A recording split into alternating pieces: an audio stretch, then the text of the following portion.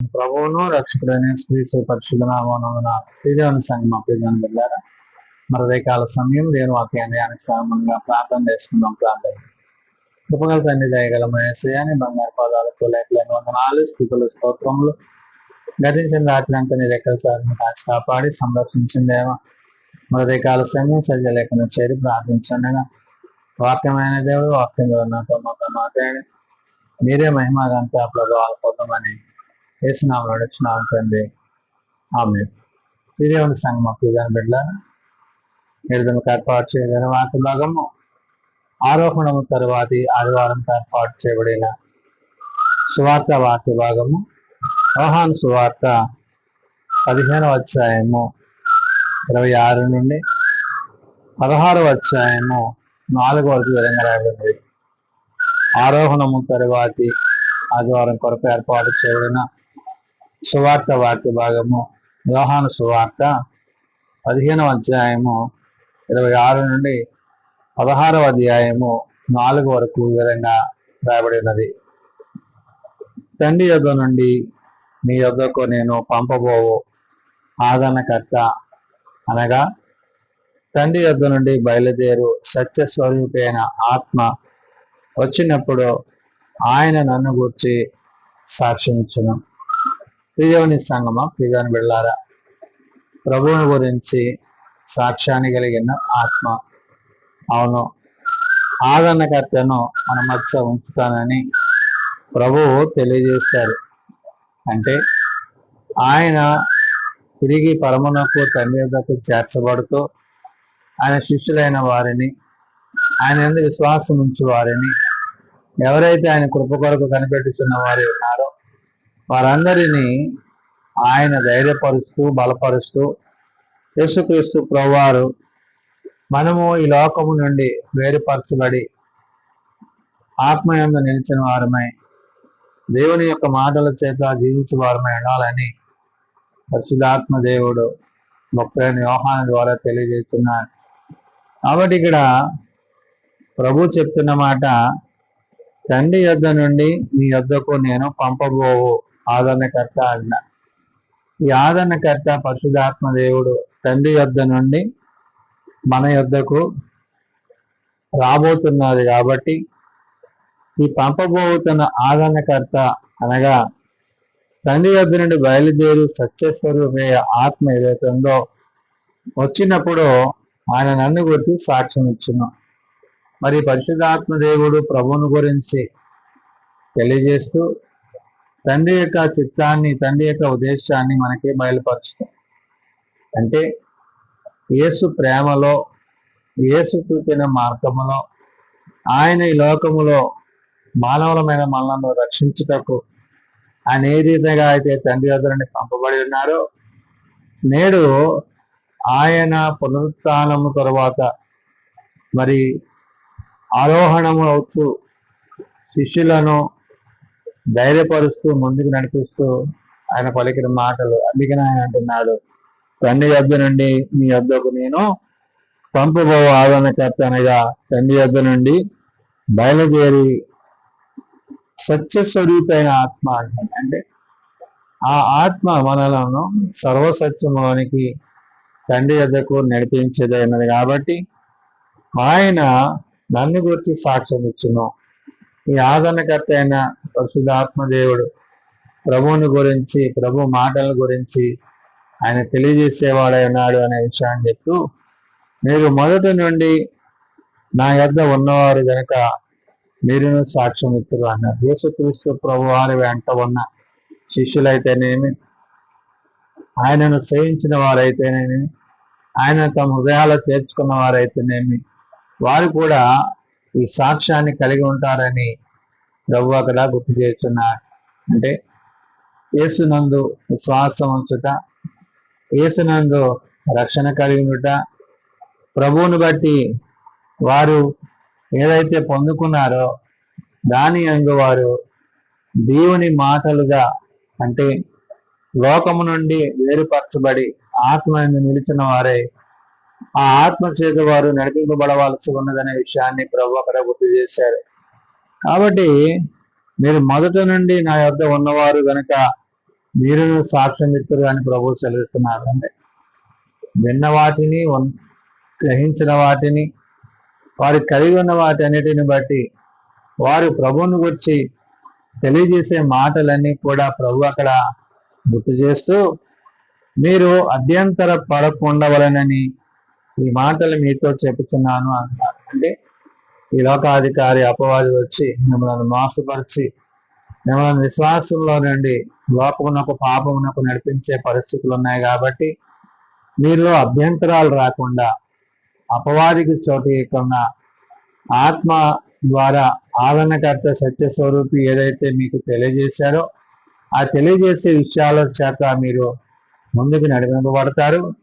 తద్వారా తండ్రి యొక్క ఉద్దేశాన్ని ఆ మాటల చేత సత్యమందు నిలిచి మీరు ప్రభు ఏదైతే వారికి చెప్తున్నారో దాన్ని ఇక్కడ శిష్యులు గ్రహించలాగిన ప్రభు అంటున్నారు, మీరు అభ్యంతర పడకుండా వలనని ఈ మాటలు మీతో చెప్పుచున్నాను అంటాను. అంటే అభ్యంతరాలు వస్తాయి. ఆ అభ్యంతరాలు వచ్చినప్పుడు మీరు అభ్యంతరాలకు అనుమానాలకు చోటేక ఏదైతే మీరు విన్నారో, విశ్వసించారో, గ్రహించారో దాని యందు మీరు ముందుకి కొనసాగాలనే విషయాన్ని వాళ్ళక్కడ శిష్యులకు హెచ్చరికగా చెప్తూ అంటున్నారు. వారు మిమ్మల్ని సమాజ మందిరంలో నుండి వెలువేయుదురు, మిమ్మల్ని చంపు ప్రతివాడు తాను దేవునికి సేవ చేయుచున్నానని అనుకున్న కాలము వచ్చుతున్నది అంటారు. అంటే ఎందుకు ఈ మాటను ప్రభు ఇక్కడ గుర్తు చేశారంటే, అంత్య దినాల అపాయకర దినాలలో ఉన్న మనం అనేకులు మరి విశ్వాసంలో నుండి ప్రభువులో నుండి మనలను లోకంలోనికి నడిపించేవారే అన్నారు. ఈ లోకాధికారి అయిన అపవాది మరి అతడు మనలను మోసపరిచి మనలను క్రీస్తు ప్రేమ నుండి దూరపరిచే పరిస్థితులు ఉన్నాయి. కాబట్టి ఏ ఆత్మ అయితే నీ మధ్య నేను ఉంచుతున్నానో, తండ్రి వద్ద నుండి మన ఇద్దరు పంపబడుతున్నో ఆ ఆత్మ యందు మీరు నిలిచిన వారే ఉండాలి అని, అభ్యంతరాలు లేకుండా ఉండాలని ప్రభు సెలవిచ్చి వారు మిమ్మల్ని సమాజ మందిరములలో నుండి వెలివేయుదురు అంటున్నాడు. అంటే ఈ లోకము నుండి మీరు వేరుపరచబడి సమాజ సంఘములలో మీరు అవమానపరచబడి ద్వేషింపబడుతూ దూషింపబడుతూ నన్ను బట్టి అనేక హింసలు శ్రమలు మీకు కలుగుననే విషయాన్ని ప్రభు అక్కడ ఆనాడు శిష్యులకు నేడు సార్వత్రిక సంఘానికి తెలియజేస్తున్నారు. కాబట్టి ఆయన అంటున్నాడు, వారు మిమ్మల్ని సమాజ మందిరం నుండి వెలివేయుదురు, మిమ్మల్ని చంపు ప్రతివాడు తాను దేవునికి సేవ చేయుచున్నానని అనుకుని కాలం వస్తున్నా అంటారు. అంటే వారు ఏమనుకుంటున్నారంటే, మిమ్మల్ని హింసించి బాధించి మీ మీద దూషణ మాటలు పలికి మిమ్మల్ని చంపుతున్నారే, ఆ విధంగా చేయటం ద్వారా వారు తాము దేవుణ్ణి సేవిస్తున్నాము అని ఒక తలంపులో వాళ్ళు ఉంటారు. ఈ లోకాధికారి యొక్క ఆలోచనలు వారు ఉంటారనే విషయాన్ని ప్రభు అక్కడ గుర్తు చేశారు. అందుకని అంటున్నారు, వారు మిమ్మల్ని సమాజ మందిరములలో నుండి వెలివేయుదురు, మిమ్మల్ని చంపు ప్రతివాడు తను దేవునికి సేవ చేస్తున్నానని అనుకుని కాలం వస్తున్నది అన్నారు. ఈ విధంగా వారు అపవాది చేత ఆత్మ లేని వారై లోకముతో పాపముతో వారు జీవించేవారై అంటారనే విషయాన్ని ప్రభు అక్కడ గుర్తు చేస్తూ, వారు తండ్రిని నన్నును తెలుసుకొనలేదు కనుక ఇలాగా చేయుదురు అంటున్నారు. ఎందుకని అంటే వారి ప్రభువుని గురించి కానీ తండ్రిని గురించి కానీ వారు ఎరగక గ్రహింపక వారు ఈ విధంగా జీవిస్తూ ప్రవర్తిస్తున్నారు. కాబట్టి వారు ఆత్మ లేని వారిగాను పరసంబంధమైన విషయాల యందు దేవుని మాటల యందు నిలిచిలేరు. కాబట్టి ఈ రీతిగా వారు జీవిస్తున్నారనే విషయాన్ని ప్రభు అక్కడ గుర్తు చేశారు. అందుకనే వారు తండ్రిని నన్నును తెలుసుకొనలేదు కనుక ఇలాగ చేయుదురు అన్నారు. వారు ఎరిగి ఉంటే, వారు తెలుసుకుంటే ఇలా చేయకపోదురు. వారు తెలుసుకోలేదు కాబట్టి ఈ విధంగా మిమ్మల్ని హింసించి బాధించి మిమ్మల్ని మరణానికి అప్పచెప్తారనే విషయాన్ని ప్రభు అక్కడ గుర్తు చేస్తూ, అవి జరుగు కాలము వచ్చినప్పుడు నేను వాటిని గూర్చి మీతో చెప్పితినని మీరు జ్ఞాపకము చేసుకునేలాగున ఈ సంగతిలో మీతో చెబుతున్నాను. అంటే ఏవైతే ప్రభు సెలవిచ్చారో అవన్నీ కూడా నెరవేర్చబడుతున్నాయి కాబట్టి ప్రభు కాలం అంటే ప్రభు తిరిగి మరలా రాబోతున్నారు కాబట్టి ఆయన వచ్చినప్పుడు వాని క్రియల చొప్పున వానికి ప్రతిఫలమైన అనుగ్రహించును. మేలు చేయవాడు ఆయనతోనూ, మరి కీడు చేయవాడు లోకముతో పాపముతో చీకటితో జీవించడనే విషయాన్ని ప్రభు ఇక్కడ గుర్తు చేశారు. అందుకనే అవి జరుగు కాలము వచ్చినప్పుడు నేను వాటిని వచ్చి మీతో చెప్పిద్దనని మీరు జ్ఞాపకము చేసుకునేలాగున ఈ సంగతులను మీతో చెప్పుచున్నాను. నేను మీతో కూడా ఉంటిని గనుక మొదటిని వీటిని మీతో చెప్పలేదు అన్న. కాబట్టి నేను ఎంతకాలం మీతో ఉన్నాను కాబట్టి ఈ విషయాలను అప్పుడు చెప్పలేదు.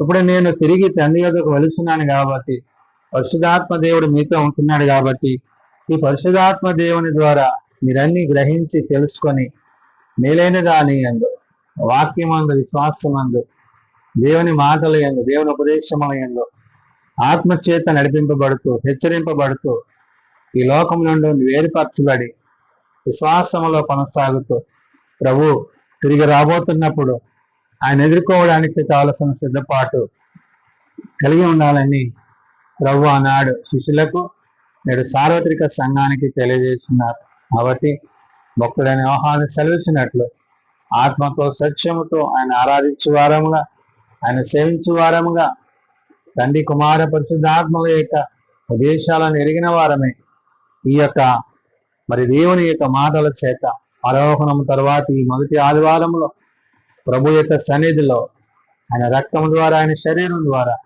బలపరచబడి భద్రపరచబడి విశ్వాసంలో కొనసాగుతూ తండ్రిని కుమారుని పరిశుద్ధాత్మను ఎరిగిన వారమై అట్టి కృపచేత నింపబడుతూ విశ్వాసంలో కొనసాగు వారమై ఉండాలని దేవుని యొక్క మాటల చేత ఆదరింపబడుతూ బలపరచబడు ఆ బలమును శక్తిని కలిగిన వారమై క్రీస్తు యొక్క రాకడ కొరకు ఎదురు చూసే వారమై ఉండాలని పరిశుద్ధాత్మ దేవుడు తెలియజేసిన మాటలు ప్రార్థన చేసుకున్నాం. మమ్మల్ని మిక్కిలిగా ప్రేమించిన మా తండ్రి, అవును నాయన, మేలైన వాటిని కలిగి ఉండుటకు లోకము నుండి పాపం నుండి ప్రత్యేకింపబడి ఆత్మయంగా నిలిచిన వారమై ఆదరణ కర్తన మా మధ్య మీరు ఉంచి ఉన్నారు. కాబట్టి నాయన సత్యస్వరూపైన ఆత్మ వచ్చి మమ్మల్ని సర్వసత్యంలోకి నడిపించడని వాక్యం సెలవిచ్చినట్లు నేడు నీ ఆత్మ చేత మమ్మల్ని నడిపిస్తూ ఆదరణకర్త ద్వారా మమ్మల్ని సమాధానపరుస్తూ వాక్యమందు నిలుపుతున్నందుకే వందనాలు ప్రభా. ఈ సత్యస్వరూపైన ఆత్మ వచ్చి నిన్ను గూర్చి తెలియజేస్తున్న విషయాలను మేము గ్రహించి ఎరిగి నీ అందు జీవించటకు సహాయం చేయండి. లోకము నుండి పాపం నుండి వేరుపరచబడి అపవాది ఆలోచన నుండి గౌరవపరచబడి నీ సన్నిధిలో జీవించటకు సహాయం చేయండి. అవును, అనేకమైన శ్రమలు హింసలు కలిగినని ప్రభువా నీవు సెలవిచ్చినట్లుగా నేడు నాయన నీ రాకడ బహు సమీపమైనదని నీ వాక్యం ద్వారా తెలియజేస్తూ నీ వాక్యం నందు నీ మాటలందు నేను నిలిచేటప్పుడు అయ్యా ఆరోహణం తర్వాతే ఈ మొదటి ఆదివారములో నీ శరీరం ద్వారా నీ రక్తం ద్వారా నువ్వు బలపరచబడి భద్రపరచబడి నీ ఆత్మ యందు నిలిచిన వారమే నీ యందు నీ మాటలు యందు జీవించేటట్టు అతి కృప మాకు దయచేయండి. చిన్న బిడ్డలు, యవనులు, పెద్దలు, వృద్ధులు ప్రతి వారిని వారి వారి తరగతులు చొప్పున ఆశీర్వదించి దీవించి మీ సన్నిధి తోడ్పాటు దయచేయమని, దీని పరిచర్యలో మీ సన్నిధి మాపై ఉంచమని, ఈ జూన్ మాసం అంతా మీరు ఎక్కల చాటుని కాచి కాపాడి సంరక్షించమని, మహిమ ఘనత ప్రభావాలు మీరే పొందుకొనమని, మీరు ఆఖరికి మమ్మల్ని సిద్ధపరచమని యేసునామమున నడుచున్నాం తండ్రి, ఆమేన్. పరలోకమందున్న మా తండ్రి, మీ నామం పరిశుద్ధపరచబడుగాక, మీ రాజ్యం వచ్చుగాక, మీ చిత్తం పరలోకమందు నెరవేర్చినట్లు భూమి మీద నెరవేరుగాక. మాకు దయచేయండి. అది అపరాధం చేసిన వాళ్ళు మేము క్షమించున్న ప్రకారం మా ప్రాణం క్షమించు, శోధంలో ఏకాదశిలను తప్పించును. రాజ్యము శక్తి మహిమ నిరంతరము నీవే తండ్రి, ఆమేన్.